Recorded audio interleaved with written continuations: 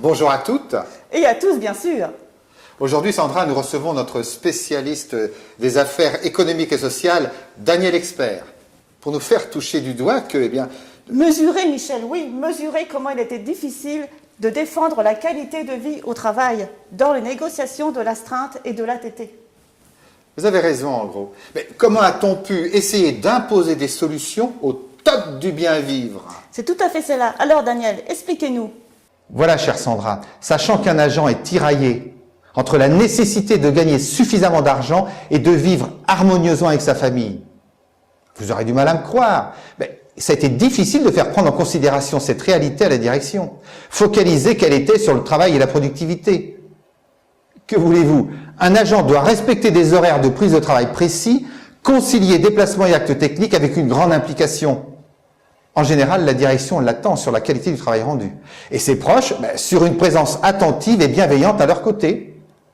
Il en résulte une difficulté à vivre entre responsabilités liées au métier et charges de famille. Donc. Mais comment l'aider à faire tout cela, mon cher Daniel?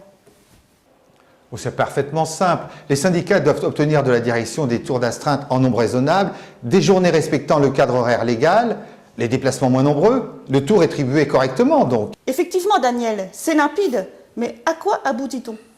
Sandra et Michel, tous nos téléspectateurs doivent bien comprendre que la CFDT a exigé et obtenu des horaires adaptés et des règles claires dans la plupart des cas et quelle que soit la catégorie des agents, sans aboutir à l'idéal. Mais sur l'aménagement du travail, elle est même le syndicat qui a le plus refusé sa signature aux accords qui défavorisaient les agents.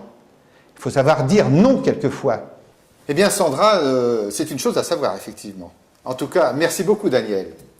Nous allons pouvoir découvrir notre prochain sujet. Mais avant, Michel, une page de publicité?